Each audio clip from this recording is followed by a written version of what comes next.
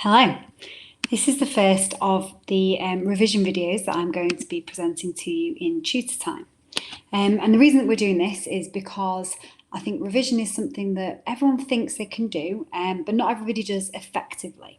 So today's video is just a very short introduction to what we're going to do and when and how and why, etc. So I will be running these revision videos every week, and your tutor will show you them in tutor time.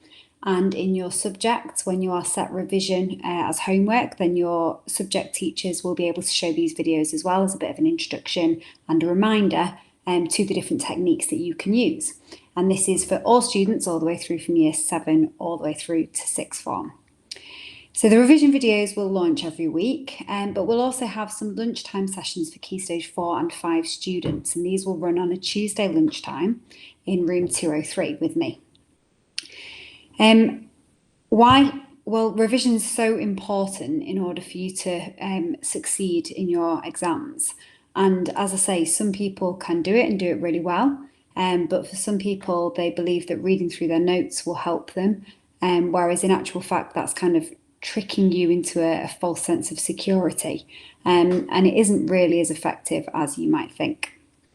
So over the next few weeks, after Christmas up until February half term, I will be going through 7 different strategies and also talking you through some tips into how to get organised and how to set yourself a revision timetable. So just as an overview then, just to let you know what's coming up.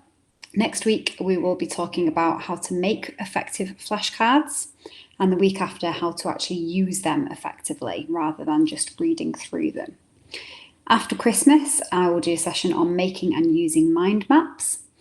Then another one on condensing information. So how do you go from all the information you've received in your course to putting it down into smaller, more manageable chunks.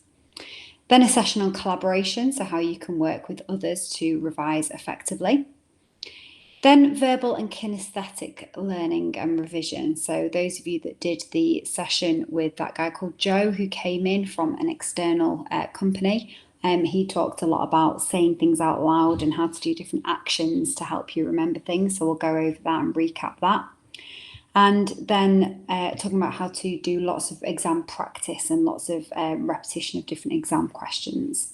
And then the final session will be on your kind of strategy in your organisation and how to plan your time effectively. So before we go into those sessions, then I just want to talk about the basics. You need to think about where you are going to revise. You need the space to be organised. If you're going to have your revision notes, your revision guide, your flashcards, your textbooks, your exercise books, you need space for that. So ideally a table where you can spread out all your materials and you have that space to yourself really. Remember, if you don't have that space at home, you can always stay behind after school to revise and complete homework in Homework Club.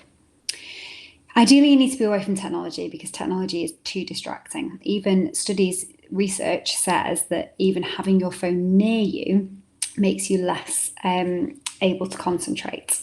So put it in a different room.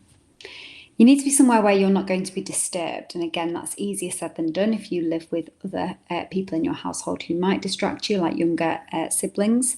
But again, try to find somewhere where you can be yourself out of the way on your own and undisturbed. Try and find somewhere calm. If you can create your own space in your bedroom where you're not going to be disturbed, maybe having some things that will help you stay calm, some nice smells, maybe a nice scented candle, something like that will help you remain calm. And really you need somewhere not too cold or too warm, because if you're too warm, you'll fall asleep. And if you're too cold, then you won't be able to concentrate properly. Same with all of these other kind of aspects about yourself as well. You need to not be too tired or too hungry. Remember, you need to try and sleep well. As a teenager, you should be getting at least 8 hours sleep, if not more. And you should be able to eat healthily. That'll help you keep up your energy. Try not to be too hot or too cold, and try not to be angry or frustrated about something because again, your mind will get distracted. There's something called the Pomodoro method, which I've only come across fairly recently, but might be effective for you. Work hard for 25 minutes, so set yourself a timer, ideally not on your phone, so one of those kind of kitchen timers if you can.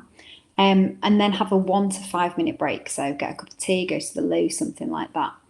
Do that 4 times in a row and then have a longer break. And you can reward yourself in that longer break. You could then go on some technology. So if you do go on social media, be careful not to get distracted. But you might want to watch an episode of a series that you're watching. You might want to reward yourself with something sweet. So if you do 4 lots of revision, you might want to treat yourself to a chocolate bar. But again, try not to have too much sugar or you will sort of peak and crash. And maybe you want to reward yourself with bigger rewards. So you might say, if I revise every day and stick to my revision schedule for a week, then I'm able to go out at the weekends with my friends. Try to revise little and often. Please don't cram. The whole point of us doing these sessions is so that we can think about how to revise effectively, little by little, so it builds up and it stays in your long-term memory, which avoids you having to cram the night before an exam and actually means it's going to stay in your brain for longer. And be positive, because actually there's something called the self-fulfilling prophecy that actually means that if you believe that you can't do something, you're less likely to be able to do it.